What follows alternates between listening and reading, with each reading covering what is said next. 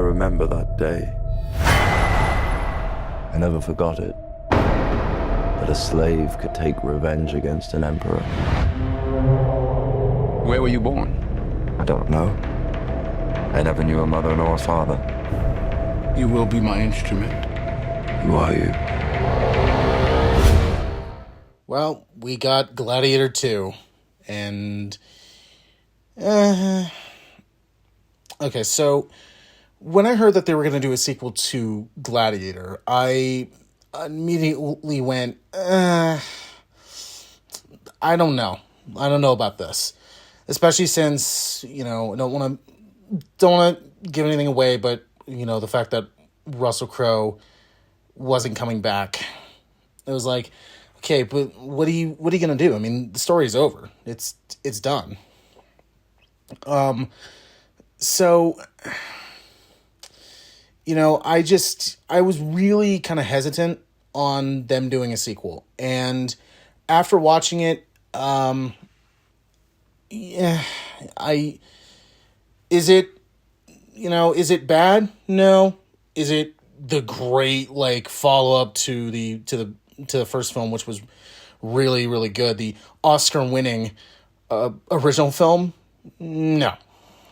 So, the positives first is that the movie looks gorgeous. But then again, a lot of Ridley Scott's films look gorgeous, whether it be, he's tackling something like Alien, especially like Prometheus or Alien Covenant, where he's tackling space, and it just looks beautiful, especially Covenant. Covenant just looks gorgeous. Or he's doing, history ones, whether it be this or Gladiator or even something like Robin Hood, where, it was all Scotland. And it was like, yeah, that looks gorgeous. One of the few things I thought was good in his Robin Hood movie.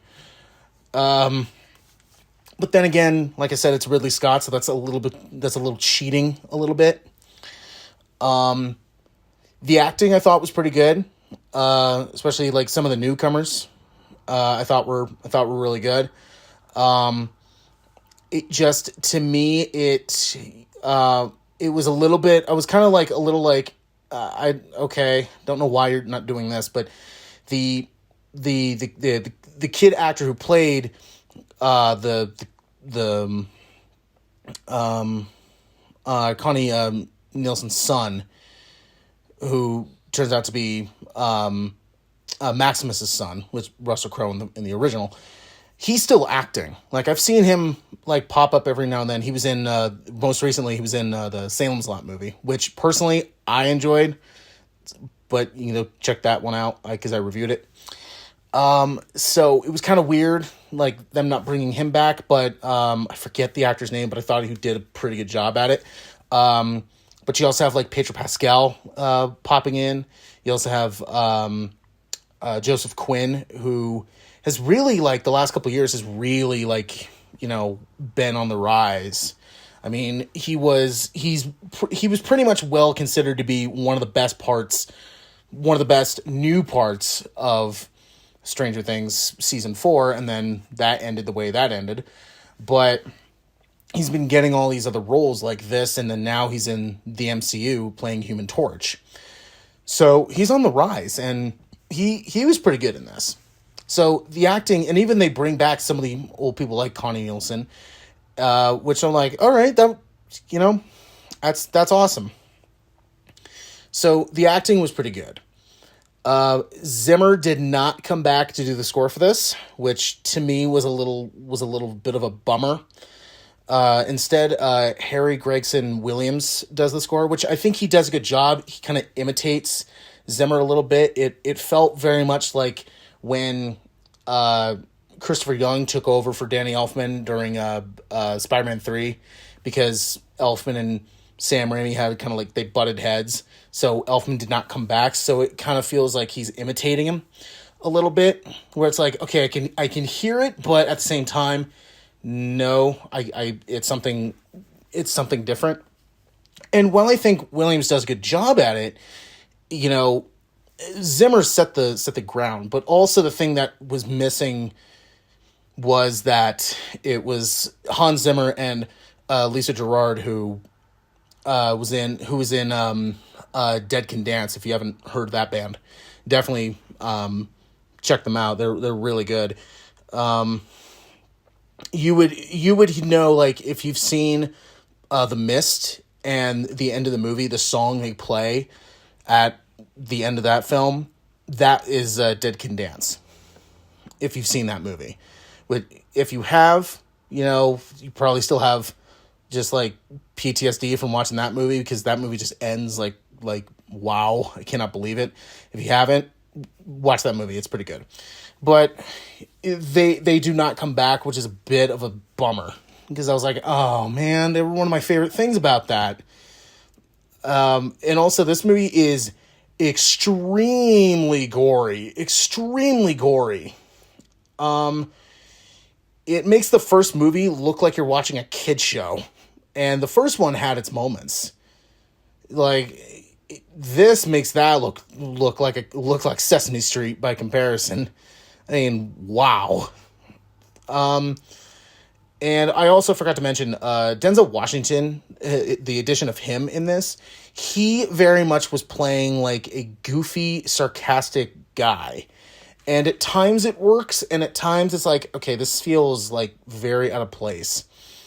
And that's where I come into the things I didn't like.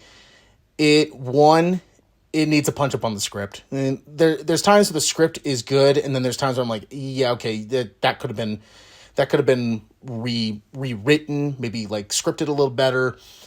It also tries to be like a little silly and comedic in some areas, which personally to me doesn't really work, especially like it being a Gladiator movie, where like, there was like no humor in the first movie.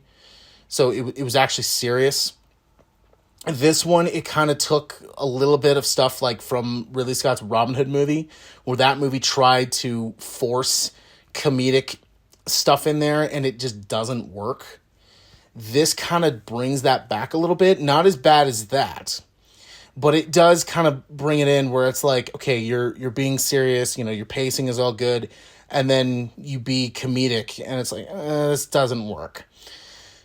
It's a little predictable, but you could look at that as good or bad, but to me, it's just kind of like, okay, it was kind of predictable, but, didn't necessarily hurt a whole lot, but it was still kind of like, eh.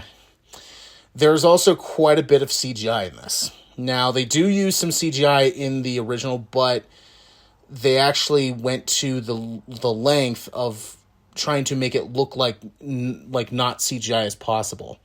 And that was also when they were doing, when Ridley Scott was doing the first Gladiator, he was also doing the restoration of Blade Runner. And if you watch the final cut, they actually used a bit of CGI, but it is so well covered up that you can't tell it's CGI, and it just looks amazing. This one, you can tell, and it's at times it's a little distracting, and it's like, okay, I don't know. So while at the end of the day, while it does have its problems, you can't deny that it's actually like, I enjoyed it. I feel like Ridley Scott's films have been either a hit or miss in the past decade, I would say, maybe decade and a half. But he does pump out something really good, and this, it's kind of in the middle, where it's like, okay, that wasn't bad, but there's some issues there. So I would say I would give this about an average, where I'm like, okay, that, I would watch this again. But, if they decide to do a third one, which so far I don't think they've said if they're going to, I would kind of like be on like the lower grade of that and be like, I don't know. I just don't know. So But at the end of the day, when a movie makes me worried going into it, and I come out more surprised than not, that's something by itself. That's, I wish you were a little better, but you did a good job. And so that's why I'd give this an average. So it's like right in the middle. It wasn't bad, but it wasn't great either. I still enjoyed it despite the issues I had, but I enjoyed it. And we'll see if they do make a third one, and if they do, well, I hope they fix some of the problems that this had. Strength among us!